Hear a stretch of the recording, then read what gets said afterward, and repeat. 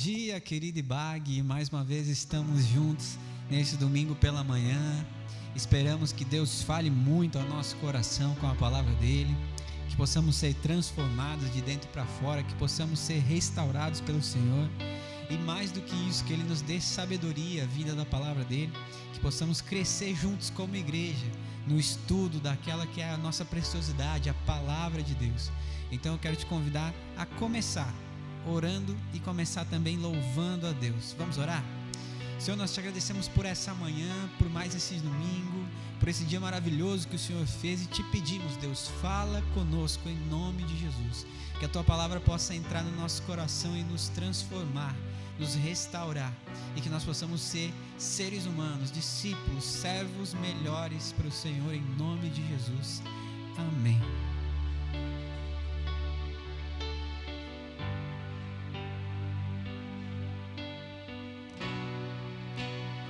Eu vou clamar,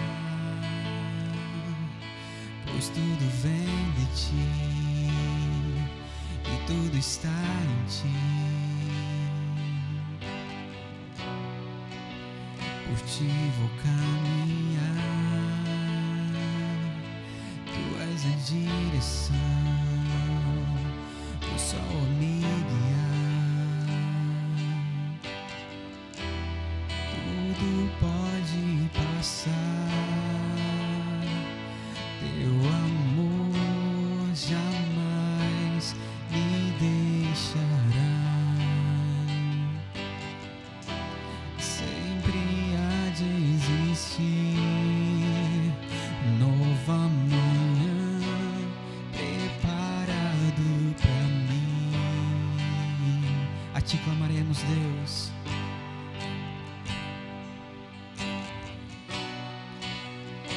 Eu vou clamar, pois tudo vem de ti e tudo está em ti. Por ti vou caminhar, tu és a direção, o sol me guiar. Tudo pode passar, teu amor jamais me deixará. Sempre há de existir nova manhã preparado para mim. Nos rendemos.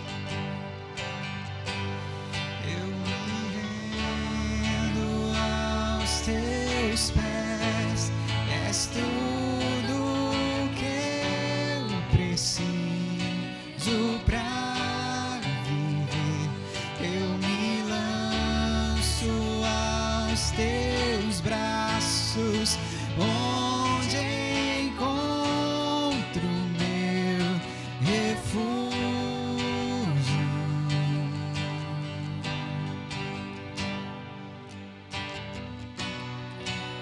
A ti eu vou clamar, pois tudo vem de ti e tudo está em ti. Por ti vou caminhar, tu és a direção, o sol a me guiar. Tudo pode passar, teu amor jamais me deixará. Sempre há de existir uma nova manhã preparado para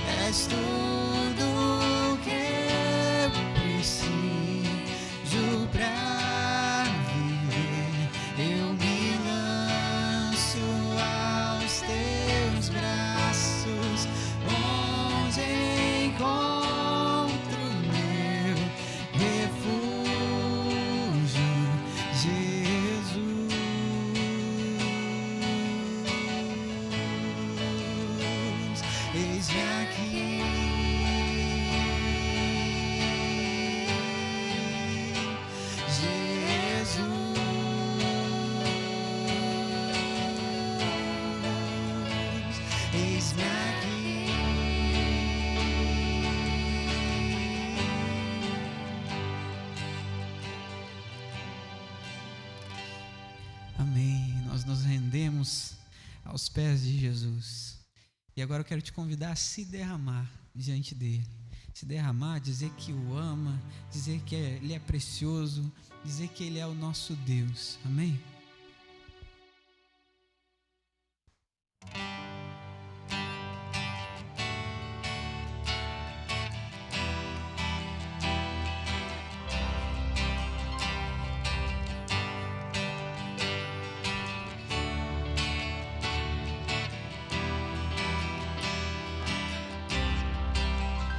Eis-me aqui outra vez, diante de ti abro meu coração, meu clamor, tu escutas e fazes cair as barreiras em mim. És fiel, Senhor, e dizes palavras de amor, esperança sem fim. Ao sentir o teu toque, por tua bondade libertas meu ser. No calor desse lugar eu venho me derramar, dizer que te amo, me derramar, dizer-te preciso, me derramar, dizer que sou grato, me derramar, dizer que és formoso.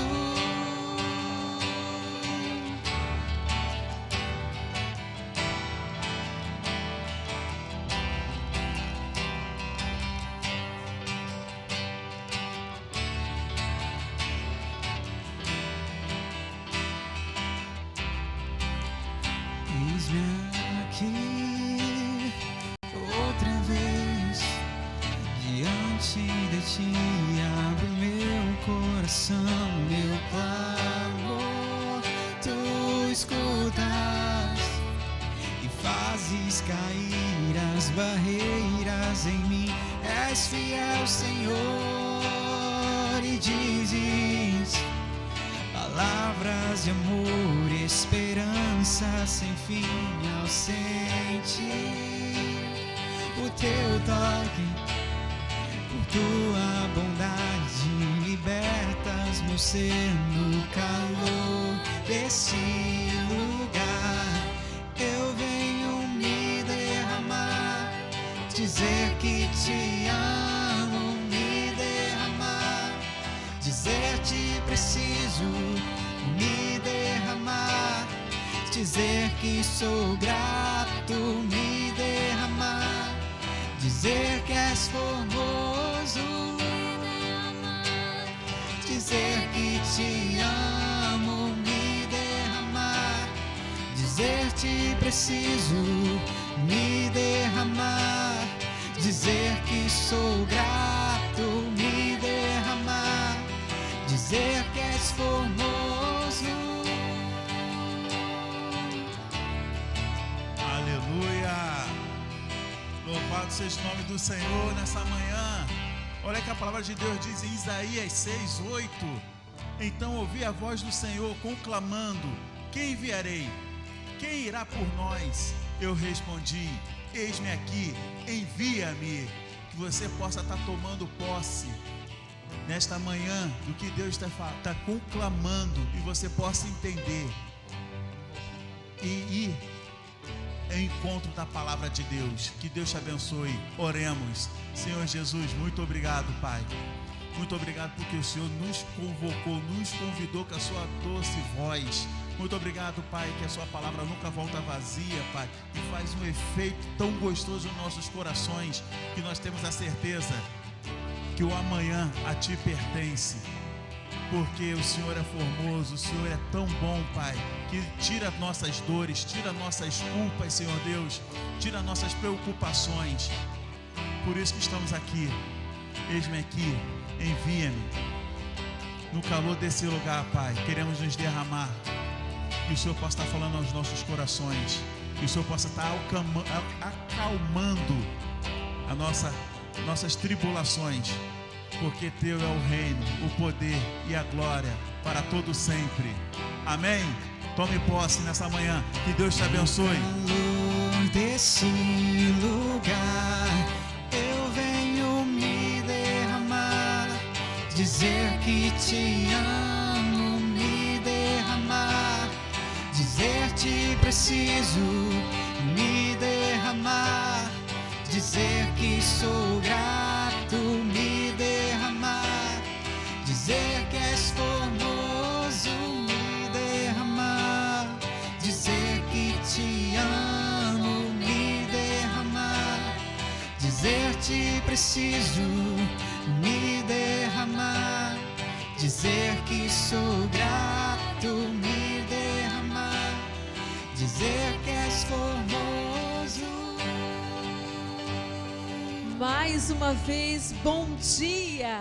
Que honra podermos entrar aí na sua casa para celebrarmos ao nosso Deus em mais uma manhã que o Senhor nos preparou. Continuamos com os nossos cultos online, todo domingo às 10 horas, estudando acerca da palavra de Deus. Às 15 horas, celebração com a IBAG Kids, e às 19h30, uma celebração para toda a família, que você possa continuar celebrando conosco. E claro, nossas células também continuam online. Então, se você ainda não participa de uma, você pode fazer a seguinte pergunta aí na plataforma digital: como faço para participar de uma célula? Teremos o prazer de responder e te direcionar para uma célula online, mas apesar do distanciamento mais próximo da sua casa.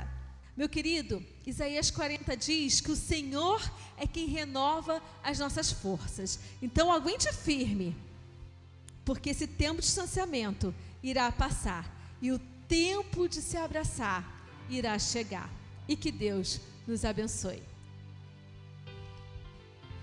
Aleluia! Chegou mais um momento de celebração ao Senhor, que é a celebração do dízimos e ofertas. Na palavra de 2 Coríntios 9:7 diz: cada um dê conforme determinou seu coração, não com pesar ou por obrigação, pois Deus ama quem dá com alegria. Que você possa celebrar ao Senhor com alegria. E aqui embaixo você pode contribuir da sua casa, de como você quiser. Mas lembre-se, se for um peso para o seu coração, não faça isso. E que Deus te abençoe. Oremos. Senhor Jesus, muito obrigado. Muito obrigado porque o Senhor tem provido as nossas necessidades. Muito obrigado, Pai, que estamos passando por dias difíceis, mas o Senhor não tem deixado faltar nada.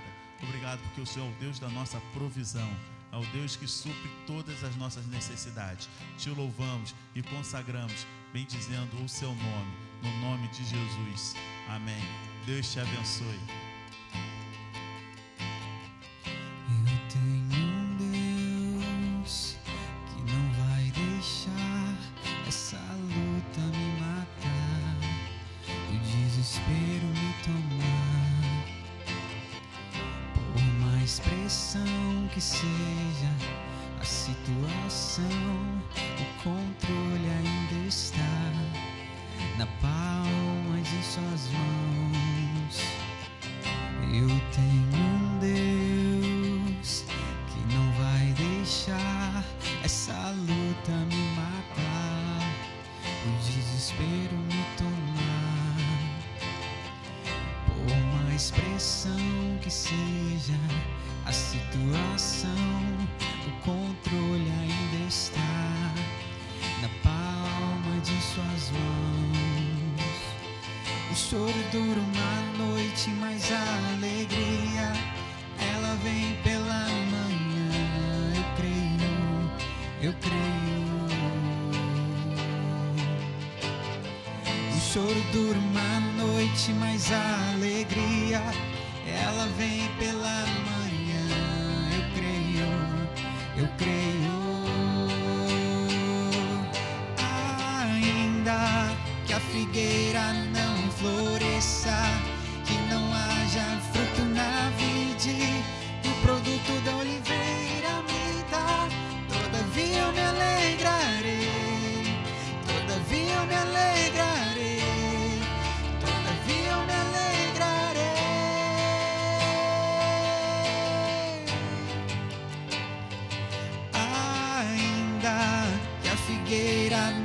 floresça, que não haja fruto na vide, e o produto da oliveira minta.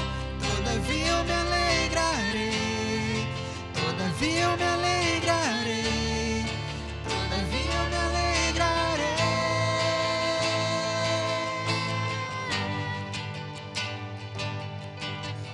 O choro dura uma noite, mas a alegria, ela vem pela manhã. Eu creio. Você crê nisso?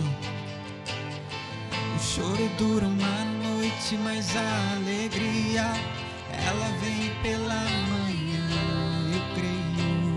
Eu creio.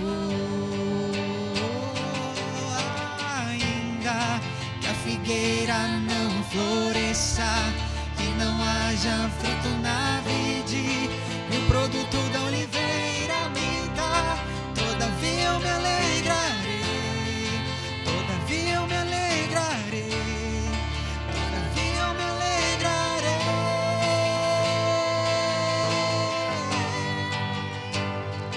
Ainda que a figueira não floresça e não haja fruto na vide, e o produto da oliveira minta, todavia eu me alegrarei, todavia eu me alegrarei, todavia eu me alegrarei.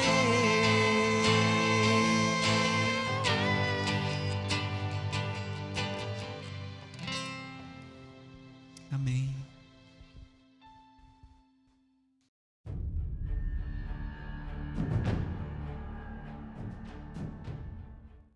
Olá, meus irmãos, bom dia, graça e paz. Meu nome é Rafael, sou um dos ministros aqui da IBAG. Estamos estudando, então, todos os domingos pela manhã, o livro de Romanos. Dando continuidade, então, estaremos hoje aprendendo um pouquinho mais sobre Romanos 3, do verso 1 ao 20, se assim for a vontade de Deus para esta manhã. Desde já agradeço pela sua vida, pela sua família, você que está tirando um tempinho da sua agenda para aprender um pouco mais da palavra do Senhor junto com a gente. Que essa palavra entre em seus corações, faça morada em sua vida e faça diferença na sua vida, na sua casa, na sua família. Amém? Esteja orando comigo, aonde você estiver. Coloque seu pensamento em Deus agora nesse momento, feche seus olhos e vamos orar. Santo Deus, amado Pai, te agradeço mais uma vez pela oportunidade que está nos dando de aprender um pouco mais do Teu Evangelho, Senhor. Muito obrigado, Senhor, por cada vida que está tirando do seu tempo para te ouvir, ó Deus. Que a Tua palavra faça morada em seus corações. Que a Tua palavra faça diferença na vida de cada um. E que as pessoas tornem-se novas pessoas, que elas possam ter uma nova vida agora ao Teu lado, junto de Ti, Senhor, nessa caminhada, Senhor. Muito obrigado, Senhor, pela oportunidade. Usa o Teu servo, que esteja falando somente a Tua verdade e a Tua vontade. Que nada que seja falado aqui seja o que eu acho, mas seja a Tua verdade, Senhor. Muito obrigado, Pai, mais uma vez pela oportunidade. Continue com a gente ainda neste culto desta manhã. Muito obrigado, Senhor, em nome de Jesus. Amém. Então, em Romanos 3, a gente vai continuar falando um pouquinho daquilo que Paulo já vinha no capítulo 1 e 2, advertindo os judeus sobre os seus atos, que apesar de conhecerem a lei, tinham atitudes contrárias ao conhecimento do evangelho que foi dado a eles. Então, vamos lá? Capítulo 3, então, do verso 1 ao 20, diz assim: Que vantagem há, então, em ser judeu? Ou que utilidade há na circuncisão? Muita, em todos os sentidos, principalmente porque os judeus foram confiadas as palavras de Deus.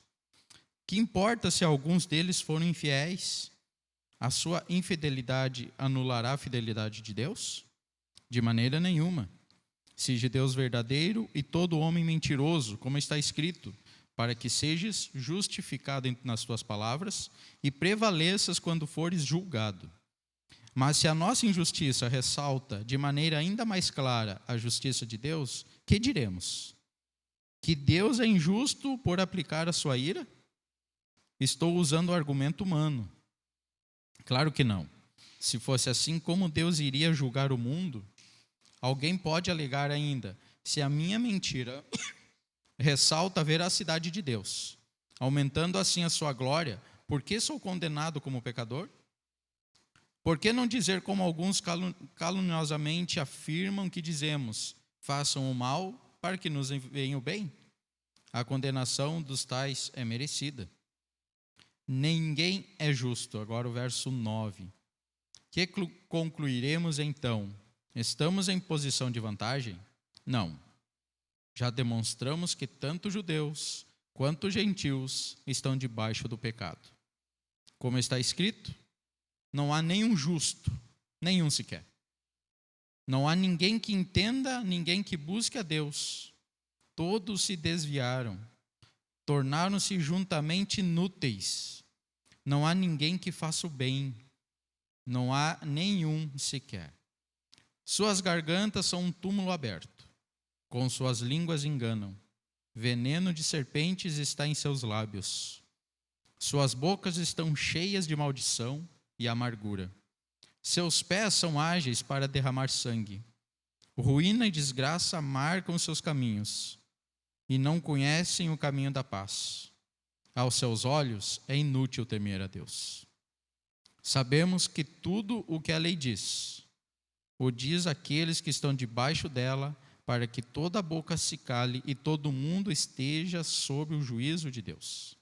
Portanto, ninguém será declarado justo diante dele baseando-se na obediência à lei, pois é mediante a lei que nos tornamos plenamente conscientes do pecado. Então, aqui em Romanos 13, a gente vai continuar falando um pouquinho sobre as atitudes dos judeus. Até o verso 8, Paulo, ele percebendo que os judeus não estavam satisfeitos com as acusações que ele vinha feito no capítulo 1 e no capítulo 2, colocando à tona, abrindo para todo mundo que eles estavam errados, Paulo ele usa de uma estratégia. Ele começa a fazer perguntas, porém ele mesmo responde a essas perguntas. Os judeus estavam em posição vantajosa, porém de culpa. A lei e a circuncisão não lhes davam garantia de imunidade no julgamento e nem serviam como garantia da sua identidade como povo de Deus. Então eles começam a se levantar as objeções. E aí Paulo então começa a ter esse tipo de atitude. Ele pergunta no versículo. E ele mesmo responde com outra pergunta no versículo seguinte. Então no capítulo 3, Paulo afirma que todos são culpados perante Deus. O apóstolo, ele desmascara, ele coloca à tona que as desculpas usuais das pessoas que se recusam a admitir que são pecadoras. Ou seja, ele pega os judeus e fala para eles, vocês até agora estão tentando se esconder, não estão querendo admitir que estão erradas. Vocês simplesmente estão querendo dizer que os outros erraram, mas não vocês. Mas, na verdade, não só os judeus da época, mas nos nossos dias de hoje, Paulo está querendo dizer para mim e para você, e essa palavra ela é tão viva e tão atual, apesar de ter mais de 2000 anos, que ela diz para mim e para você, no dia de hoje, que eu e você somos pecadores. E que a gente precisa admitir isso. Porque em algum momento nós cometemos algum erro. Então aquilo que valia para aquela época continua valendo. E é isso que Paulo, agora a partir do verso 1, no capítulo 3, ele começa a argumentar com os judeus. E cabe lembrar que ninguém ficará isento do juízo de Deus contra o pecado. Todos devem aceitar o fato que são pecadores, condenáveis diante de Deus, mas que precisam receber a sua maravilhosa dádiva da salvação. Então, o que a gente vai aprender um pouquinho agora a partir do capítulo 3? Que a gente precisa aceitar que errou. A gente precisa aceitar que nós somos pecadores, mas que precisamos da graça de Deus, do perdão de Deus, para que a gente viva eternamente com Ele no paraíso. Então, ou seja, Paulo pega eu, você, os gentios, os estudiosos, pega todo mundo, os religiosos, e diz para todos nós, na sua palavra, que eu e você somos pecadores. Ele está dizendo, não tem nenhum justo. Todo mundo errou. Todo mundo está errado. Todos precisam se consertar perante Deus. Todos nós temos que nos acertar com Ele. Nós precisamos admitir que erramos, que somos falhos. Mesmo às vezes, buscando muito da palavra, buscando conhecimento, procurando fazer tudo certo, em algum momento a gente erra. E nós precisamos entender isso no nosso coração e admitir, poxa, não, a gente errou. Senhor, me perdoa, eu preciso me acertar contigo. Então é isso que Paulo está falando. A lei que Deus nos deu para mostrar como devemos viver confronta nossas más obras de forma pública. É o que a gente já vem estudando no capítulo 1 e no capítulo 2. Você pode conhecer a lei, mas se você só vive ela de forma externa, em algum momento aquilo que realmente você é no seu interior, por você não ter mudado, ele vai vir à tona, ele vai aparecer. Então é o que ele está falando, a lei ela vai te confrontar. As tuas obras vão aparecer e as pessoas vão ver, não, poxa, o Rafael está errado. Ele está no púlpito, ele está ensinando o livro de Romanos, mas na verdade a vida dele real fora dali não condiz com o que ele está pregando. Então é isso que Paulo está nos ensinando, nos mostrando através do seu livro. Então vamos lá para o verso 1. Que vantagem há então em ser judeu? Ou que utilidade há na circuncisão? Ou seja, será que existe alguma esperança? Aí Paulo diz, sim, existe uma esperança. É verdade que a lei ela nos condena, mas ela não é a base da nossa esperança. Deus é a base da nossa esperança. Ele, em sua justiça e amor, ele nos oferece uma vida eterna. Recebemos a salvação pela obediência à lei, mas pela fé em Jesus Cristo. Ou seja, então não adianta observar a lei, olhar a lei. Ah, não, eu conheço agora a lei. Mas se você não tem fé em Jesus? A gente vive isso de forma em política hoje. No mundo inteiro. As pessoas conhecem a lei, mas elas não têm fé no Senhor. É interessante porque você pega esse livro chamado Bíblia. As pessoas graduadas, quando se formam, fazem um juramento com a sua mão em cima dela. Juram fazer somente a verdade, falar a verdade, ensinar a verdade. Mas o problema é que elas não abrem para conhecer o que ela realmente fala. E aí tem um outro gancho nessa palavra que eu coloquei. Porque toda lei, ela vem daqui. Todo o ensino, ela vem daqui. O problema é que as pessoas pegam o ensino, quando colocam no papel, acrescentam coisas que não estão aqui. Então elas vivem aquela lei que elas criaram, mas não prestam atenção de onde realmente veio a lei. Então elas não vivem de acordo com a vontade de Deus. E aí elas se escondem dentro daquilo que elas criaram. Mas a base de tudo veio daqui. Mas a fé deles não. A fé vem, ou eles seguem aquilo que eles escrevem, que eles criam, porque os favorece. Então no verso 1, a gente aprende que recebemos a salvação não pela obediência, mas pela fé em Cristo. Não podemos conquistar a salvação, mas devemos aceitá-la como dádiva do nosso amor ao nosso Pai Celestial, a Deus. Verso 2. Então, que vantagem há então, em ser judeu, ou que utilidade há nas circunstâncias? Então, no 2, Paulo responde muita, e em todos os sentidos, principalmente porque os judeus foram confiadas as palavras de Deus. Então, para os judeus foi confiada o evangelho, a lei foi confiada a ele. Então, essa é a vantagem. Deus confiou para mim e para você o seu evangelho, a sua palavra. A questão é que os judeus não souberam usar isso. E muitos cristãos hoje também não sabem usar. Ou, na verdade, sabem, mas não usam porque não querem. Os judeus tinham muitas vantagens. Por exemplo, primeiro, a lei, a revelação da vontade de Deus lhes fora confiada. E isso se comprova em Deuteronômio 4:8, que diz assim: ou que grande nação tem decretos e preceitos tão justos como esta lei que estou apresentando a vocês hoje. Ou seja, não existe uma nação que tem decretos, uma lei tão justa quanto a nossa, quanto os judeus na época. Segundo ponto, das vantagens dos judeus, eram beneficiários da aliança com Deus.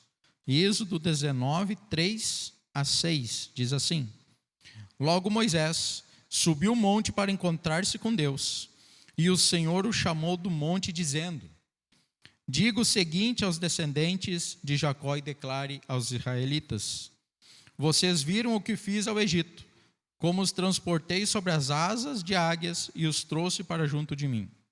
Agora, se me obedecerem fielmente, guardarem a minha aliança, vocês serão o meu tesouro pessoal dentre todas as nações. Embora toda a terra seja minha, vocês serão para mim um reino de sacerdotes e uma nação santa. Essas são as palavras que dirá aos israelitas. E um terceiro ponto da vantagem dos judeus: Israel foi o povo através do qual o Messias veio à terra. E isso a gente também comprova lá em Isaías 11, de 1-10. O ramo surgirá do tronco de Jessé, e de suas raízes brotará um renovo.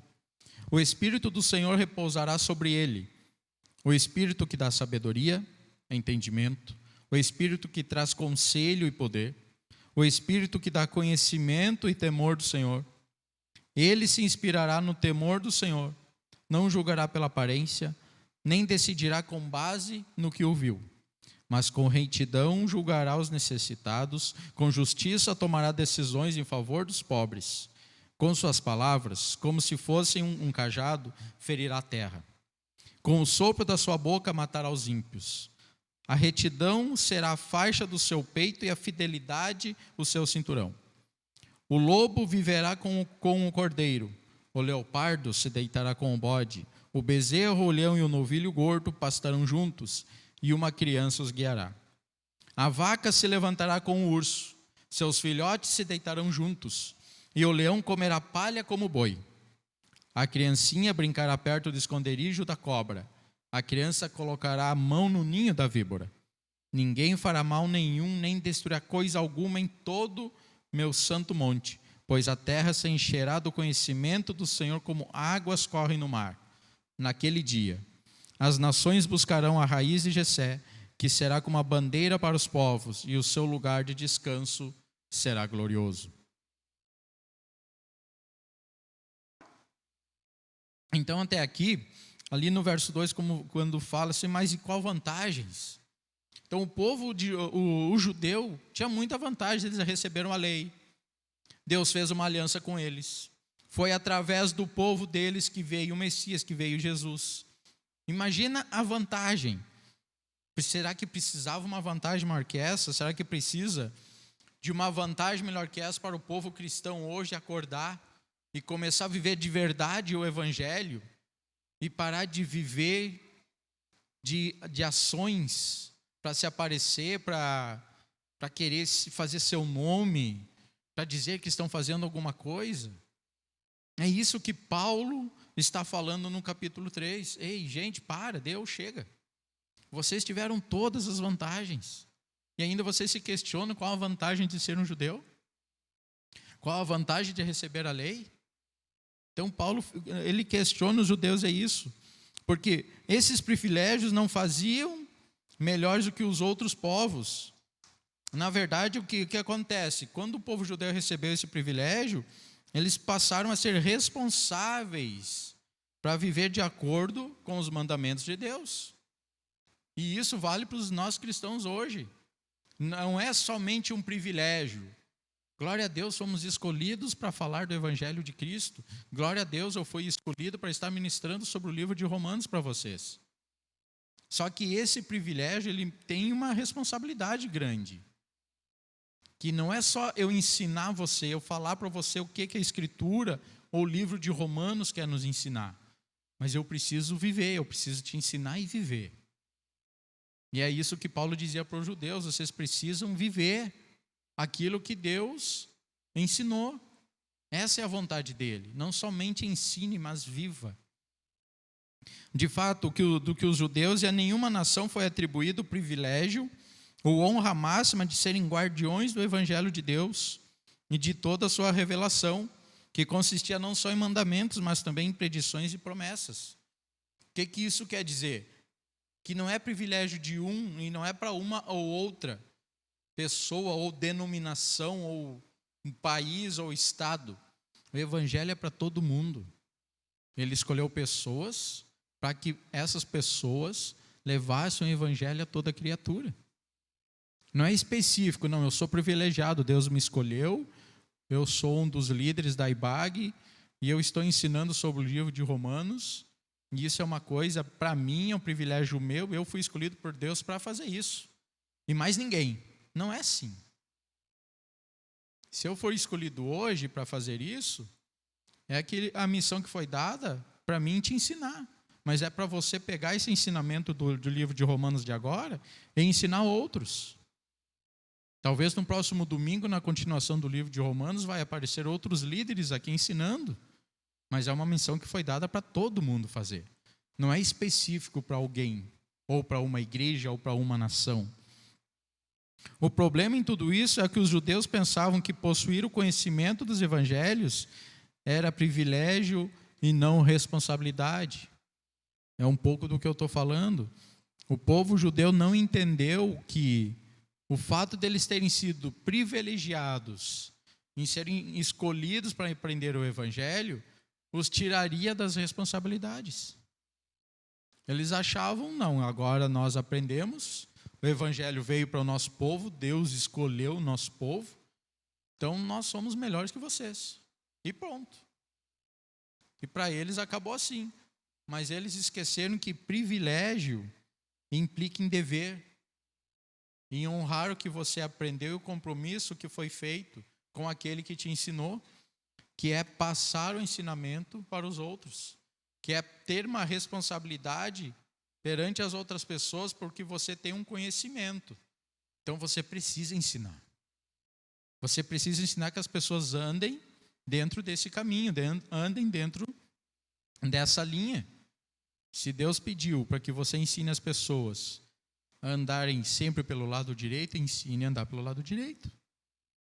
Só que o povo judeu na época esqueceu disso, e isso acontece hoje também. As pessoas aprendem a palavra, fazem juramentos em cima dela, se formam, se tornam responsáveis por setores, por vários empregos diferentes, variados que existem hoje, só que infelizmente, quando chegam lá na hora de cumprir aquilo que realmente prometeram, aquele objetivo lá atrás que foi firmado, elas esquecem. E acabam achando que são melhores que as outras, e as outras é que se virem, porque elas têm o poder, e acham que tudo tem que ser como elas pensam. Mas o que Paulo está dizendo é que não é assim. Verso 13 e 4. Que importa se alguns deles forem infiéis? A sua infidelidade anulará a fidelidade de Deus? De maneira nenhuma. Seja Deus verdadeiro e todo homem mentiroso, como está escrito, para que seja justificado nas tuas palavras e prevaleças quando fores julgado. Então, até mesmo no caso de alguns judeus serem incrédulos em relação à palavra divina, Deus será fiel no que ele prometeu. Olha o que fala em Salmos 89, 30 a 37.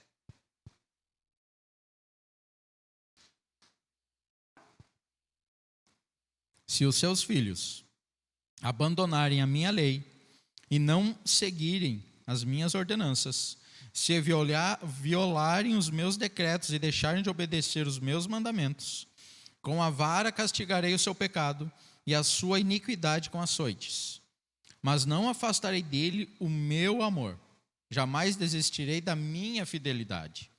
Não violarei a minha aliança, nem modificarei as promessas dos meus lábios. De uma vez para sempre jurei pela minha santidade e não mentirei a Davi, que a sua linhagem permanecerá para sempre e o seu trono durará como o sol, e será estabelecido para sempre como a lua, a fiel testemunha do céu. Ou seja, não importa. Deus, ele não vai mudar, ele sempre vai ser justo e fiel à sua palavra. O que o povo judeu estava querendo argumentar com Paulo aqui, mas se eu errar fazendo a lei, mas eu fui escolhido, então eu não posso ser julgado. Ou seja, eles estavam querendo, dentro do conhecimento deles, tirar de qualquer forma a culpa deles por cometerem atos errados no secreto, como a gente aprendeu lá no capítulo 2. E Paulo diz o quê? Não. Deus, ele é justo. Não importa. Ele não vai mudar. E ele vai ser justo com você. Se você errou, você vai pagar por aquilo que você fez. A resposta dos homens não afeta o propósito de Deus. A infidelidade dos homens não atinge a fidelidade de Deus. Se aqueles a quem Deus confiou, seus conhecimentos não são fiéis e fracassam em cumprir a sua missão, Deus vai permanecer fiel. A sua palavra acabou de falar isso lá em Salmos. Ele vai permanecer fiel àquilo que ele prometeu. Vai se cumprir. O que ele disse que vai acontecer, vai acontecer. A questão é que se eu e você cometermos coisas erradas, a gente vai pagar por isso. Mas ele não vai mudar o jeito dele, porque ele me deu a lei, ele me deu o privilégio de estar aqui te ensinando, e aí eu saio daqui e cometo um erro, e agora a justiça dele vai mudar comigo. Não, peraí.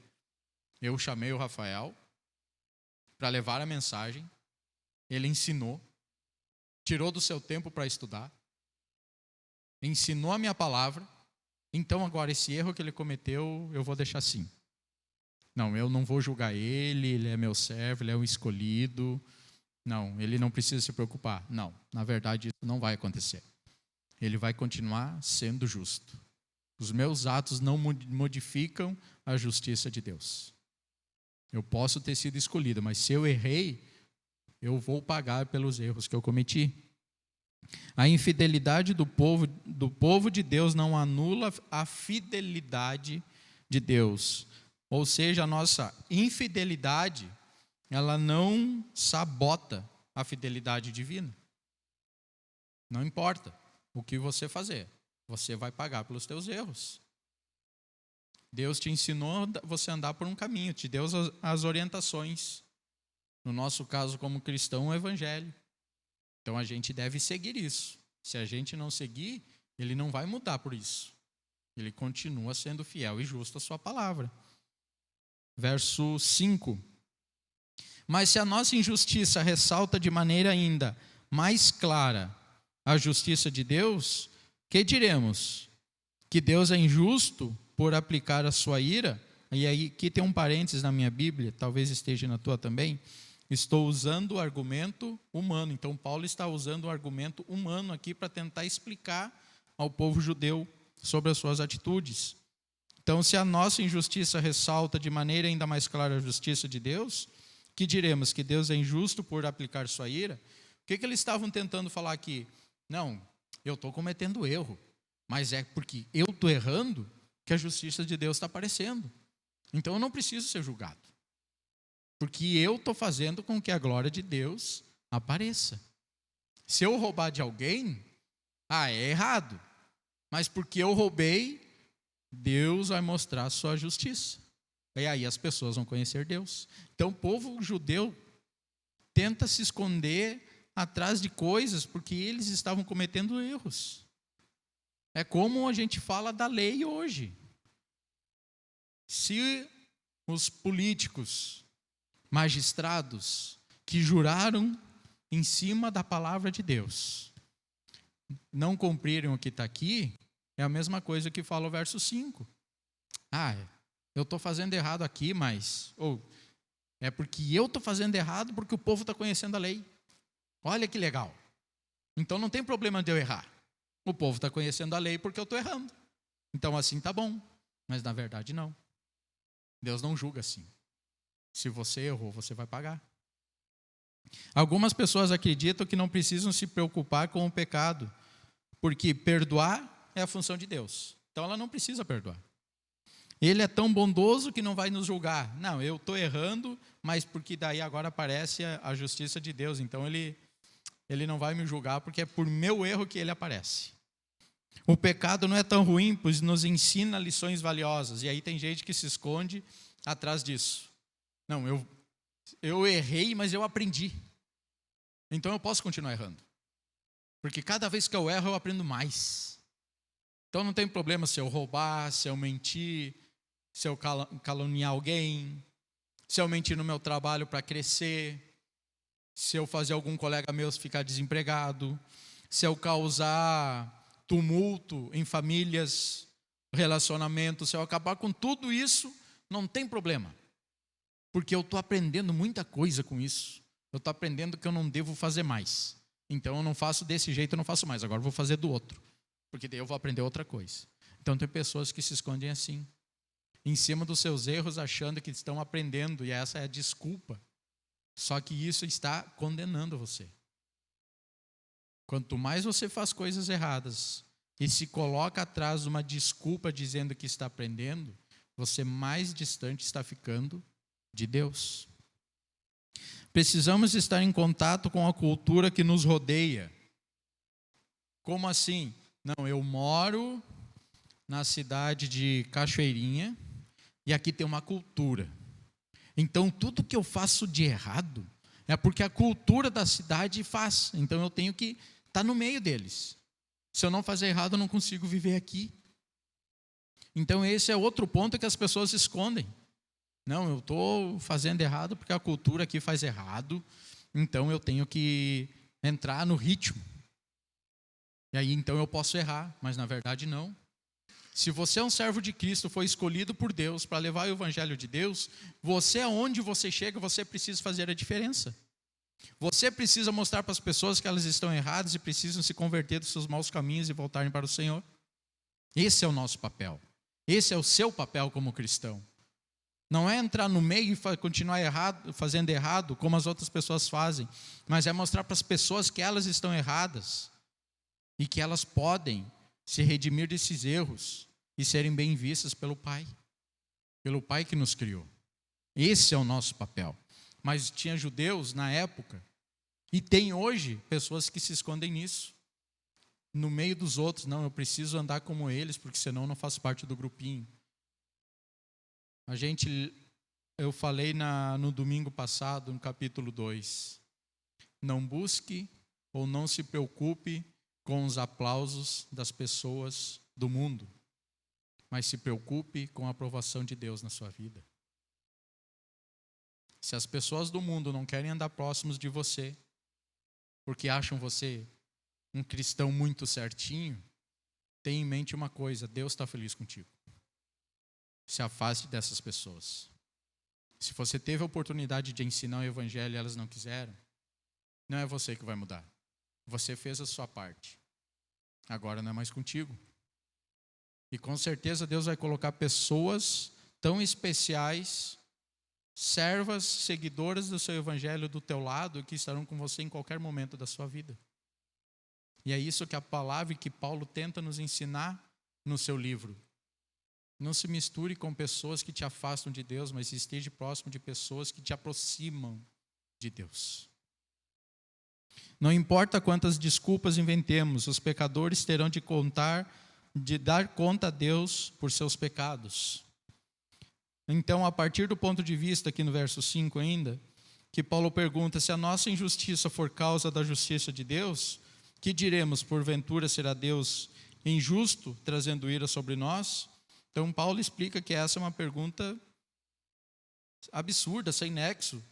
feita frequentemente, como eu acabei de falar. Deseje estar perto de Deus e de pessoas que seguem o Evangelho. Não fique se escondendo atrás de desculpas que te afastam de Deus. Verso 6 diz assim: claro que não, se fosse assim como Deus iria julgar o mundo. Paulo responde a sua própria pergunta feita no verso 5, com outra questão. Se Deus não submeter a injustiça ao julgamento, então ele deixará de ser justo. E o dia do julgamento da verdade não vai acontecer. É aquilo que eu já tenho falado do capítulo 3. Não adianta você, porque ser conhecedor do Evangelho, formado, seguidor de uma lei, se você cometer algo errado, você vai pagar pelo seu erro. Deus, ele é justo. Ele não vai deixar de ser justo contigo porque você é um escolhido dele. Lembra da responsabilidade? A nossa responsabilidade é muito maior por termos sido escolhidos para levar o Evangelho que aquele que não foi e que não conhece. Porque nós devemos ensinar, mas também devemos demonstrar através das nossas atitudes. E Deus vai ser justo. Ele vai nos julgar com justiça. Então não adianta, não se esconda atrás de desculpas. Não pense que vivendo de desculpas, arrumando historinhas, você vai se livrar do julgamento. Você não vai. Você vai ser julgado de qualquer forma. A falha lógica é evidente, já que as demandas da justiça de Deus exigem que ele julgue a injustiça. A acusação de que Deus é injusto porque ele julga só pode ser um argumento sem fundamento. Então, o povo judeu estava tentando argumentar com Paulo que não tinha o fundamento que ele falava.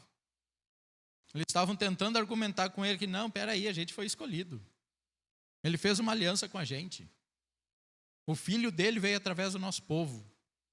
E tu quer dizer que se eu errar, eu vou ser, a justiça dele vai pesar sobre a minha vida como qualquer os outros? Paulo diz sim, de qualquer maneira, porque a responsabilidade de cada um ela é a mesma. Você errou e você paga pelos erros.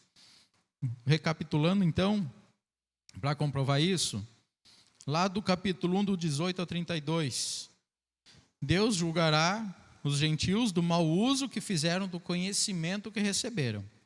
Também demonstrou que os críticos moralistas não ficarão de fora desse julgamento, uma vez que julgam e condenam os outros, quando eles praticam as mesmas coisas. Isso está lá em Romanos 2, de 1 a 16, que a gente estudou.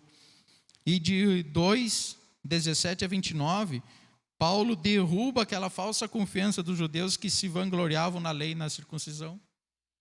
Então, Paulo está dizendo até aqui, nesse início do capítulo 3, que não adianta aquele sinal da circuncisão, aquele sinal do batismo que você desceu as águas, se não mudou o teu interior, o teu coração, não adianta de nada.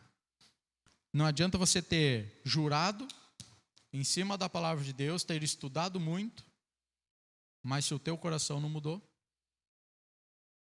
Não adianta ele ter feito uma aliança com você, você ensinar o Evangelho, condenar as pessoas, e isso é muito natural acontecer hoje, pessoas são condenadas por coisas erradas, mas no interior eu estou cometendo erro, mas eu fico na minha, porque eu faço no secreto.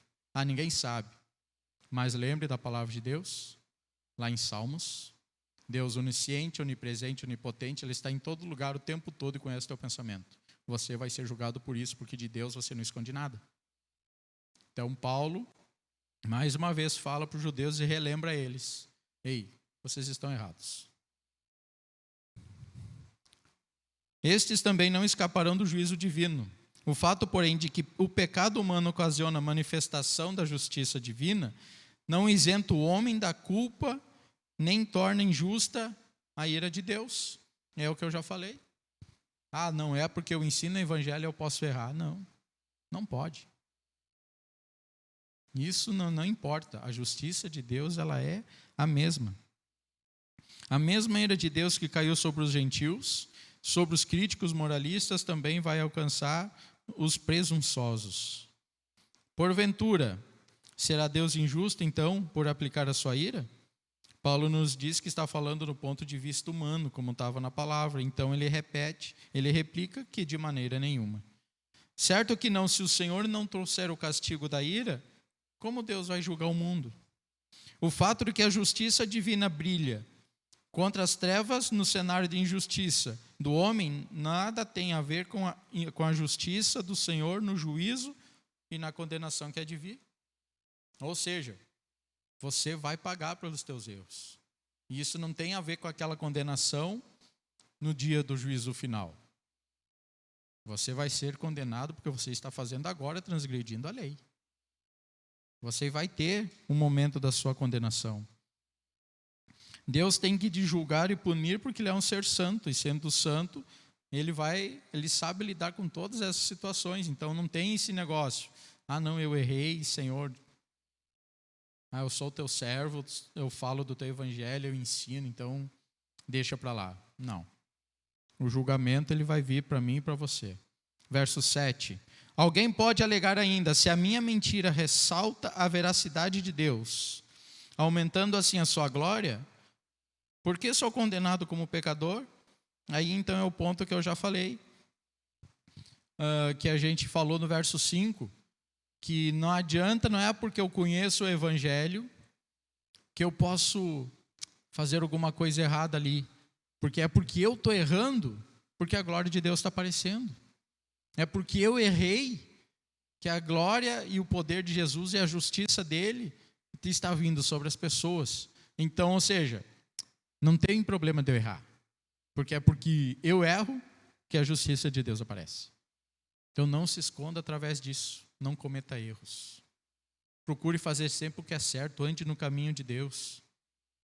Porque nada que você fizer de errado, você está apenas arrumando desculpas, mas você vai ser condenado pelos seus atos errados. Então não se esconda atrás de desculpas. Verso 8. Por que não dizer como alguns caluniosamente afirmam que dizemos, façamos o mal para que nos venha o bem? E Paulo responde, a condenação dos tais é merecida. Paulo levando um argumento que se Deus pudesse extrair o bem a partir do mal, então nós não deveríamos ser julgados por praticar o mal, pois esses atos seriam realizados para que venham os bens. Então os judeus tentavam de toda forma, não, mas se eu fazer alguma coisa errada, mas se dessa coisa errada trouxer alguma coisa boa, então eu não preciso ser julgado. Se eu matei, se eu roubei alguém, mas eu roubei alguém, aí eu fiz com que aquela pessoa se atrasasse para o compromisso e ela se livrou de um acidente. Olha que coisa boa. Mas isso só aconteceu porque eu roubei ela, porque eu fiz uma mentira, porque eu fiz uma calúnia, porque eu inventei um monte de coisa. Então eu livrei ela de ser atropelada na estrada. Olha que exemplo legal. Então o povo, os judeus, eles tentavam argumentar de várias formas, para tentar se isentar dos seus erros, querendo dizer que, ou justificar, que o que eles faziam, por mais que parecesse errado, no fundo tinha um sentimento bom, tinha algo bom para acontecer. E Paulo fala o quê? A condenação dos tais ela é merecida, você vai ser condenado. Porque Deus seria considerado justo desse modo, será glorificado por meio do nosso pecado. Então isso era o pensamento que os judeus tinham. Se eu fazer uma coisa errada e daquilo pudesse sair algo bom, então eu não preciso ser condenado. Deus não vai me condenar, porque teve coisa boa no meu erro. Então não pense dessa forma. Paulo menciona numa caricatura corrente dos seus ensinamentos referente à salvação pela graça. Ou seja, pratiquemos males para que venham bens. Para aqueles que respondem assim, o único comentário de Paulo, então, é a condenação destes é justa.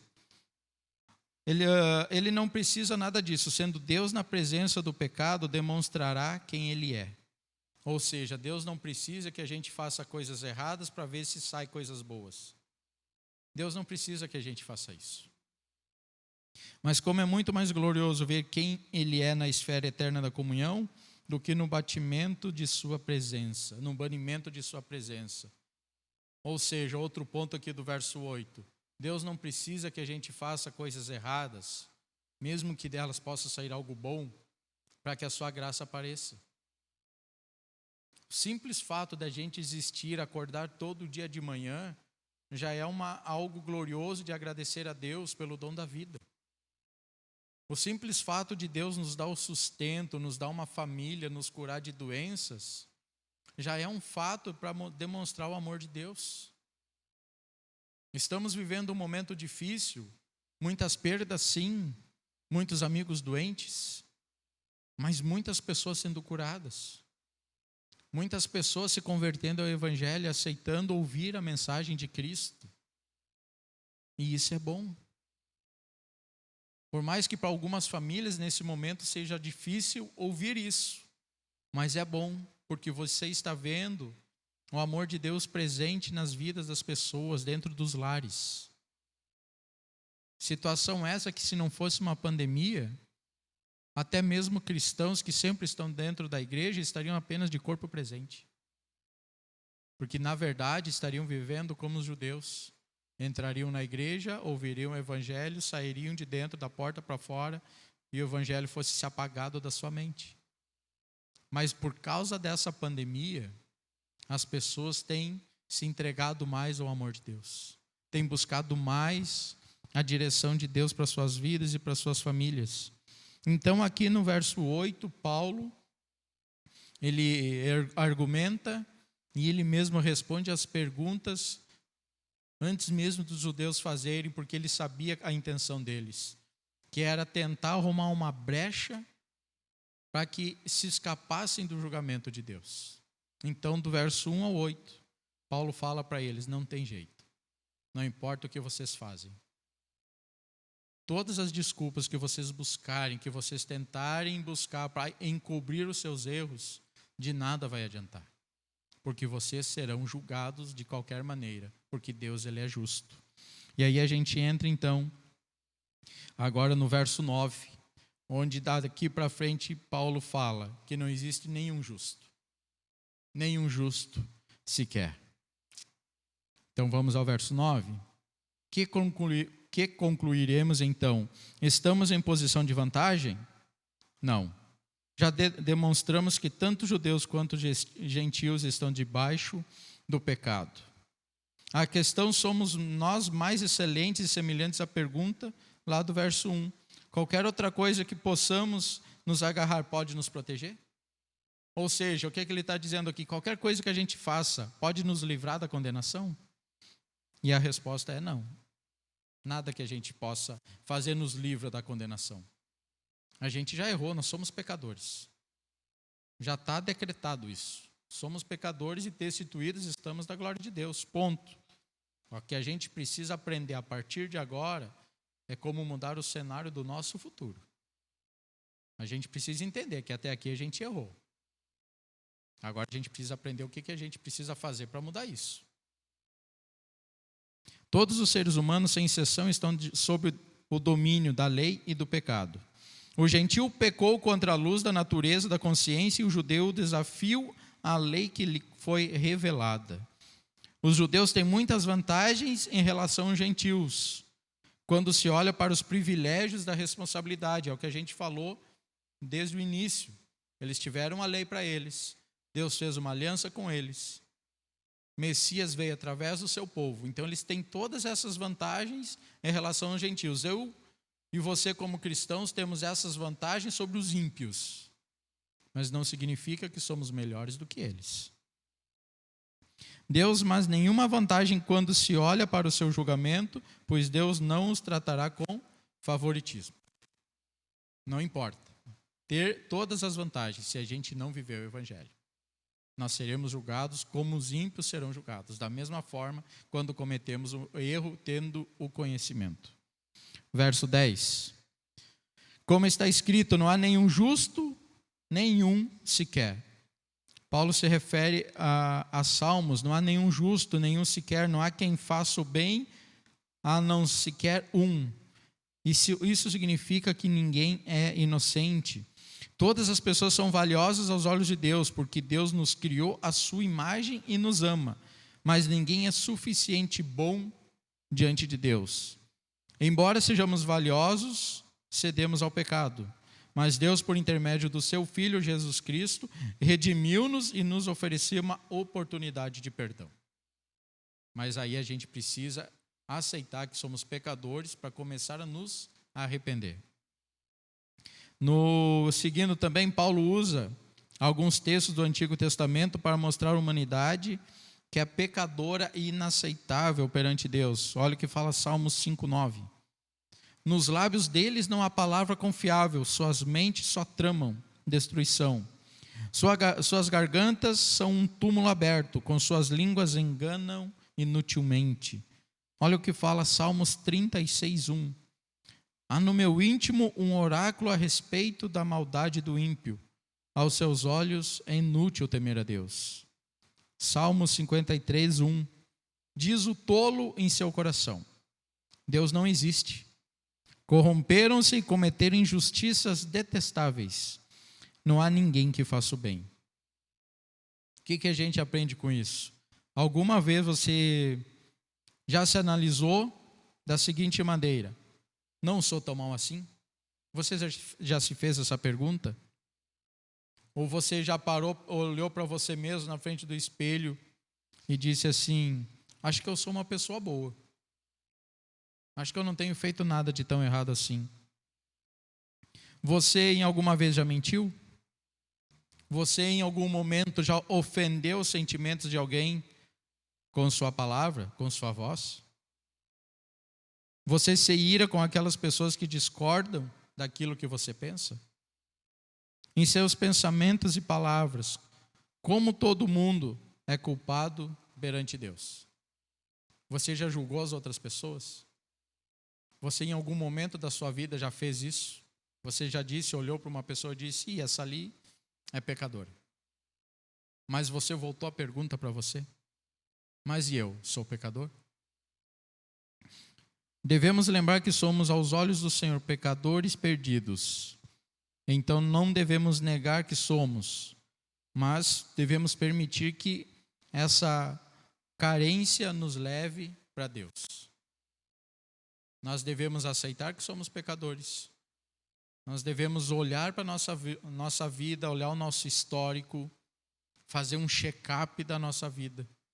E quando nós entendermos que somos pecadores, devemos nos colocar diante de Deus e falar para Ele: Pai, me perdoa. Me ajuda a mudar, me ajuda a ser diferente. Verso 11. Não há ninguém que entenda, ninguém que busque a Deus. Ou seja, o homem natural não tem capacidade para entender as verdades espirituais. Olha o que fala 1 Coríntios 2,14.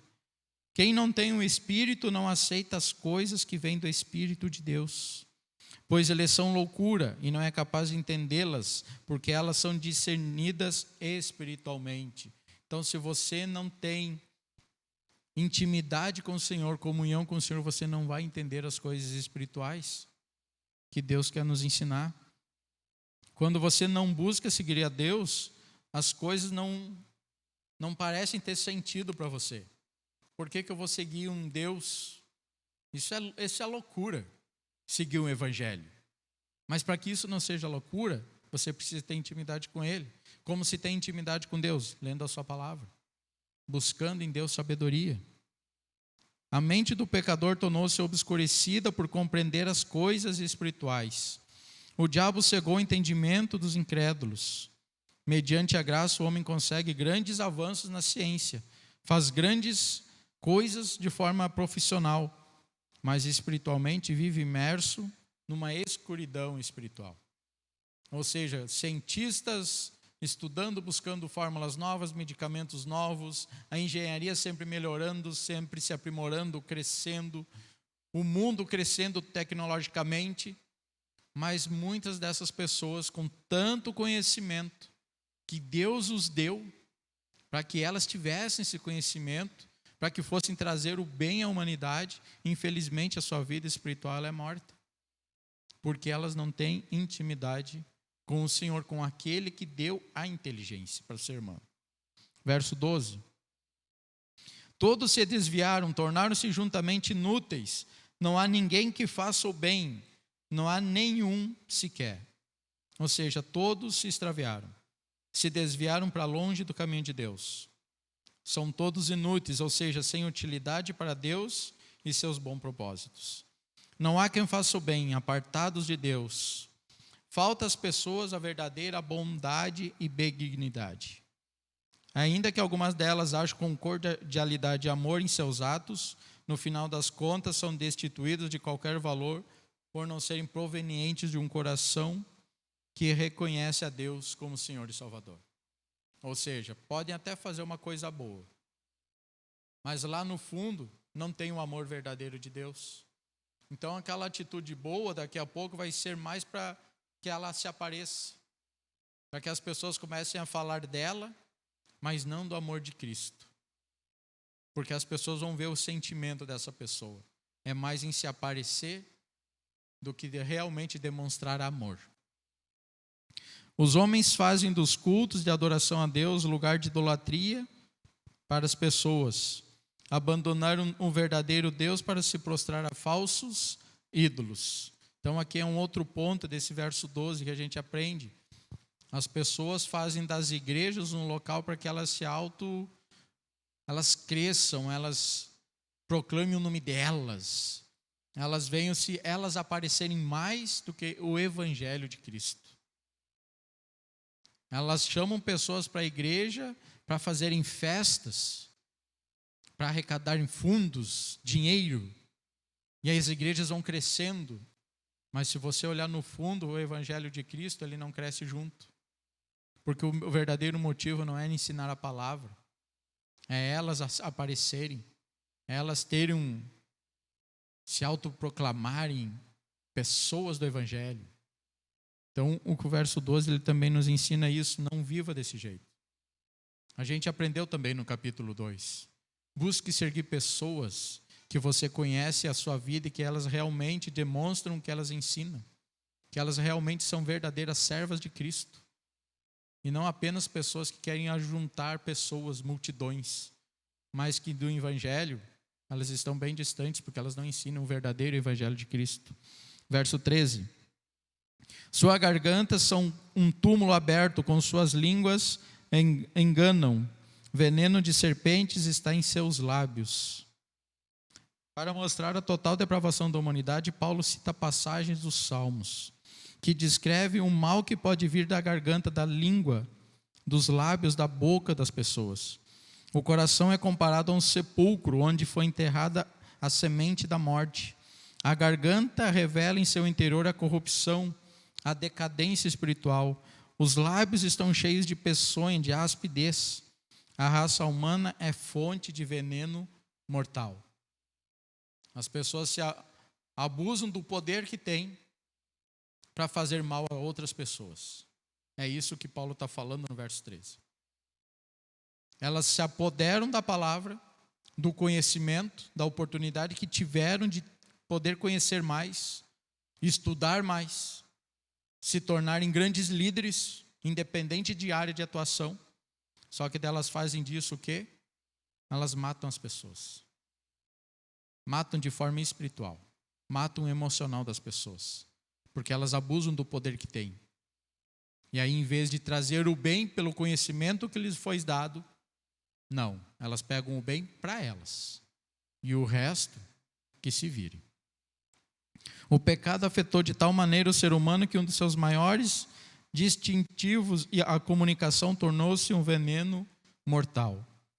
É o que a gente aprende. A palavra, ela pode edificar uma vida. Ela pode salvar uma vida. Mas ela pode matar. A palavra, assim como você pode levar amor a um lar que está desestruturado, um relacionamento ruim familiar, você pode chegar lá e através da sua palavra você trazer o amor para aquele convívio familiar de volta, ou você pode acabar com o resto da família. O que está ruim pode ficar até pior, se você não souber usar as palavras da maneira correta. Verso 14. Suas bocas estão cheias de maldição e amargura. Os seres humanos, quando separados de Deus, não abençoam uns aos outros, eles amaldiçoam as pessoas. São amargos, não são amorosos. Isso tudo é questão da língua, tudo é questão da palavra. Quando você está longe de Deus, você não abençoa, você amaldiçoa. Se você está perto de Deus, a situação está difícil, você vai olhar para a pessoa e vai dizer: Deus está contigo. Deus tem grandes coisas para a tua vida. A tua vida ainda pode ser muito melhor do que já é. Deus tem grandes bênçãos para derramar sobre a tua vida. Agora, quando você está longe de Deus, vai dizer: realmente não vai dar certo. Acho melhor você desistir. Acho melhor você parar. Não segue por esse caminho, porque não é para você. Verso 15. Seus pés são ágeis para derramar sangue. 16. Ruína e desgraça marcam seus caminhos. 17. E não conhecem o caminho da paz. Ou seja, ligeiros para derramar sangue. Pessoas distanciadas de Deus são propensas à violência. Cometem crimes, matam porque não têm respeito pela vida do seu semelhante. O homem sem Deus é pior que uma fera selvagem. Tem pressa em derramar sangue, mata aquele quem devia proteger, elimina com crueldade aquele a quem devia amar. Por onde o homem passa, ele contamina. O chão onde pisa ou onde coloca suas mãos, ele enche de podridão. O homem não respeita a vida, a família, os bens alheios, os princípios que regem a sociedade. Ou seja, o homem está corrompido e insurge contra tudo que é certo e digno. No seu caminho só há destruição e miséria. Em seu estado de rebeldia contra Deus, o homem destruiu a si mesmo, o seu próximo, semeando ódio, inimizade e desavenças. A gente vive isso no mundo hoje. Essa palavra toda foi de Paulo para o povo daquela época, judeus e gentios. Mas se você parar e prestar atenção no livro de Romanos, essa palavra é o que a gente vive, infelizmente, que a gente vive hoje. Então, por favor, fique alerta. Coloque seu coração no Senhor para que haja um mover de Deus para que os corações sejam transformados. Esse homem em rebelião contra Deus ergue muros em vez de construir pontes. Ferem com punhos a quem deveria acariciar. Promove inimizades com quem deveria nutrir afeição. No verso 18, aos seus olhos é inútil temer a Deus. Ou seja, pessoas assim, elas não temem o Senhor. Temor de Deus é uma expressão lá do Antigo Testamento referente à reverência devida a Deus. Olha o que fala Jó 28. Disse então ao homem: no temor do Senhor está a sabedoria, e evitar o mal é ter entendimento. Lá em Provérbios também ele fala: o temor do Senhor é o princípio do conhecimento, mas os insensatos desprezam a sabedoria e a disciplina. Ou seja, nós devemos temer ao Senhor. Quando tememos ao Senhor, estamos dizendo para Ele: Senhor, não podemos nada sem Ti. Por favor, assuma o controle. Faça a Tua vontade, haja conforme a Tua justiça. E quando tememos a Deus, não fizemos coisas erradas. Porque sabemos no nosso interior, no nosso coração, que seremos julgados. Então, quando tememos a Deus, a gente ensina a palavra da verdade e vive a verdade. Quando tememos a Deus, nós amamos uns aos outros. Quando tememos a Deus, ajudamos aqueles que precisam. Porque sabemos que tem um Deus de amor que está olhando para isso e também vai nos auxiliar quando nós precisarmos. E vai colocar pessoas para nos ajudar quando a gente precisar. Quando tememos a Deus, a gente não rouba, e não furta e não mata. Porque sabemos que a justiça dele vai cair sobre a nossa vida. Muito pelo contrário, a gente vai tratar com amor e carinho. Esse é o problema de a pessoa que não teme a Deus. Ela não se importa com o julgamento dele. O temor de Deus é antídoto contra o mal. O temor de Deus é o princípio da sabedoria. Quando o homem perde o temor de Deus, rende-se a toda sorte de corrupção. É a falta de temor a Deus que iludirá o homem no pecado, afastando-o do arrependimento. Quando não se tem temor a Deus, a pessoa se afasta muito mais de Deus e é muito mais difícil se arrepender dos seus maus erros. Verso 19. Sabemos que tudo o que a lei diz, o diz àqueles que estão debaixo dela, para que toda a boca se cale e todo mundo esteja sob o juízo de Deus. Na última vez que alguém acusou de uma fatalidade, qual foi a sua reação? A última vez que alguém te acusou de algo errado, como você reagiu? Qual foi a sua atitude? Você negou? Justificou? Tentou se defender? O que Paulo está dizendo aqui no verso 19? A gente está quase encerrando essa primeira parte. Paulo está dizendo para mim e para você em tudo isso. Eu sei que é muita informação. É muita informação de Paulo em Romanos, é muito conhecimento, precisa de tempo para estudar e digerir tudo isso. Mas ao final desses 2 últimos versos que faltam para terminar essa primeira parte, Paulo está dizendo e perguntando para mim e para você. No dia do juízo, o mundo inteiro ficará em silêncio perante o Deus Todo-Poderoso. Não vai restar desculpa e nem argumento. Paulo está dizendo para mim e para você que no dia do juízo, eu e você estaremos em silêncio, quietos. Porque quando estivermos perante Deus, não teremos mais como arrumar desculpa e argumento nenhum pelas nossas atitudes erradas que cometemos. Não teremos essa oportunidade como um juízo, um julgamento que é feito hoje, na frente do juiz, onde tem alguém para nos defender, um advogado, pessoas, um júri para nos julgar. Não. No dia do juízo, somos eu e você na frente dele, em silêncio, sem poder dar nenhuma desculpa e argumento, porque ele sabe de tudo e sempre esteve o tempo todo, em todos os lugares comigo e com você. E conhece o nosso pensamento. Em sua vida com Deus, você desistiu de se defender e aguarda a decisão de Deus?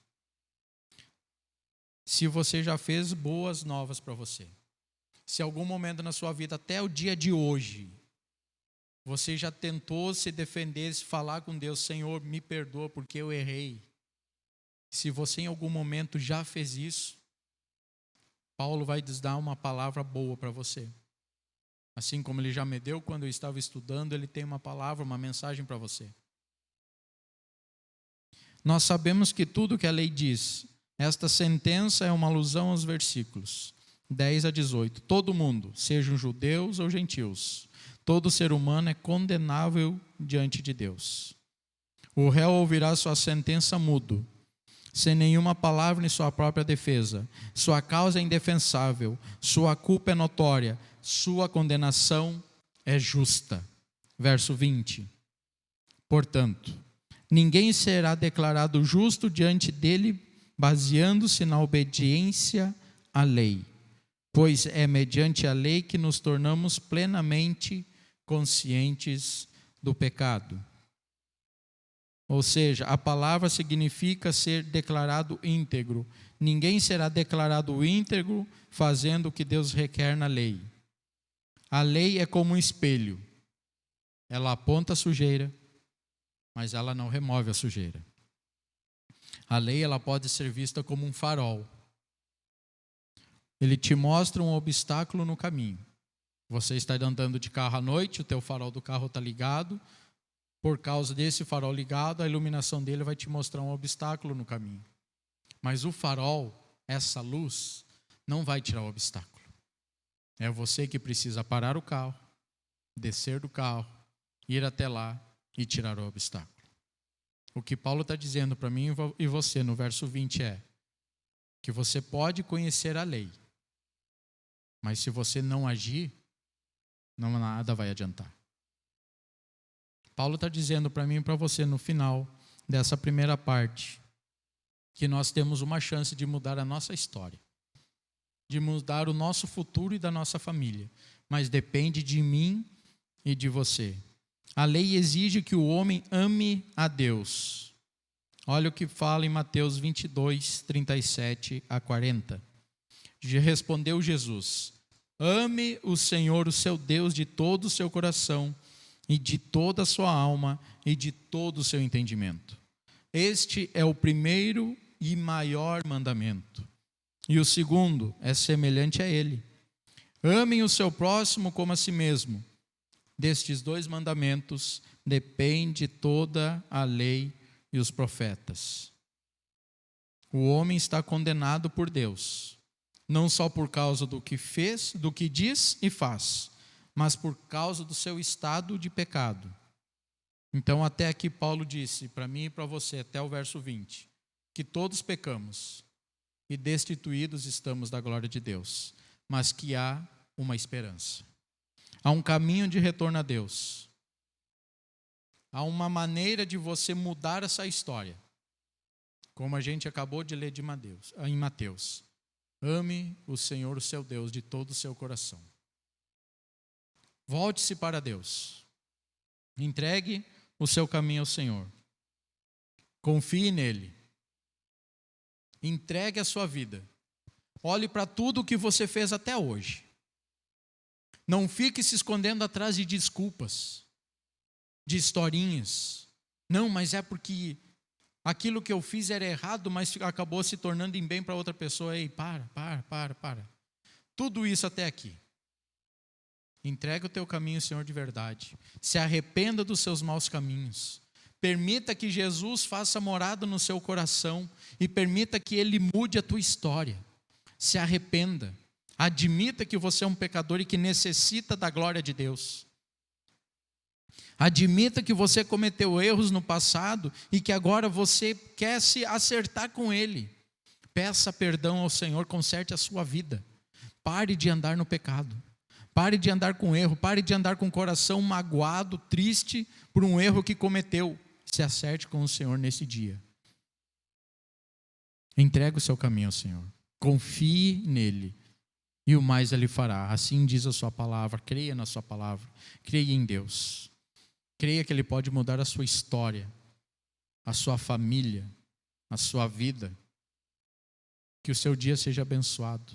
Que o amor de Deus resplandeça sobre a sua vida.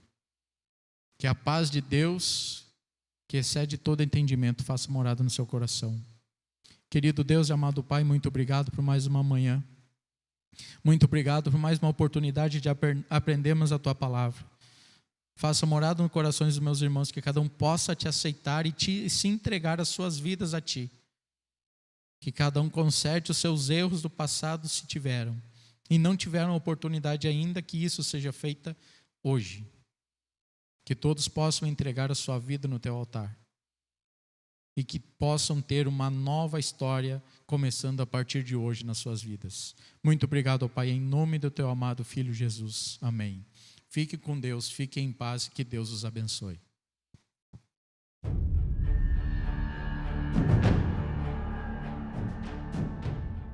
Glória a Deus por essa palavra.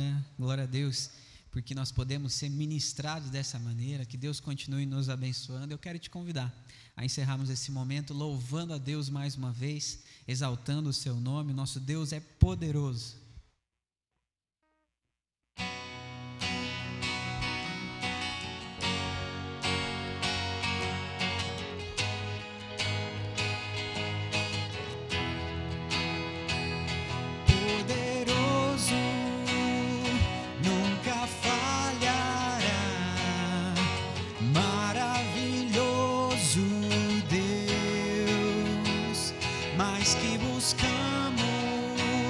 Mais que pedimos, grandes coisas faz. Ressurgiu e a morte venceu.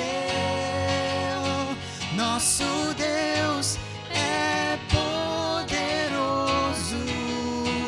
Em seu nome vamos vencer. Nosso Deus é poderoso.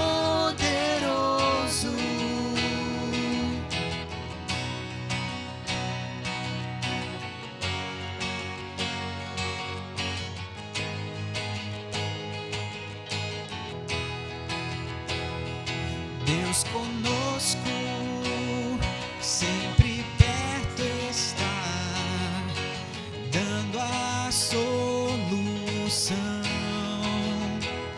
Mais que sabemos, mas que esperamos grandes coisas faz. Ressurgiu e a morte venceu. Nosso Deus é poderoso. Em seu nome vamos vencer. Nosso Deus é poderoso. Ressurgiu e a morte venceu. Nosso Deus é poderoso. Em seu nome vamos vencer. Nosso Deus é poderoso.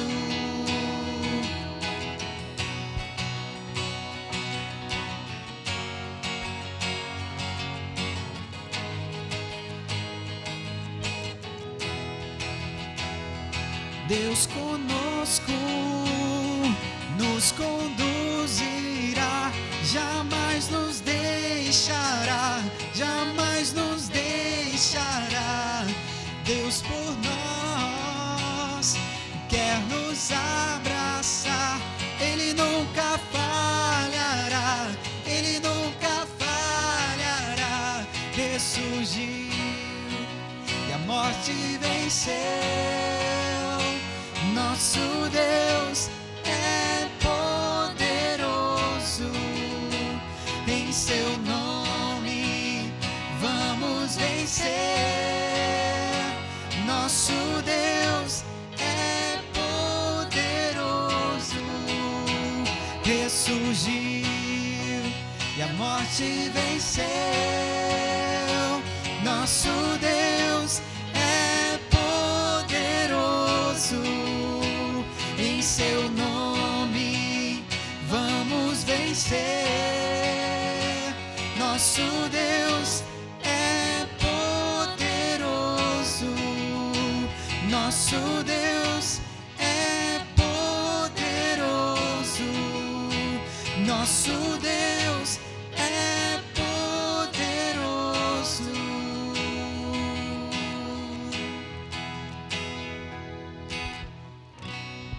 Amém. Que Deus te abençoe, que você tenha um excelente domingo em nome de Jesus.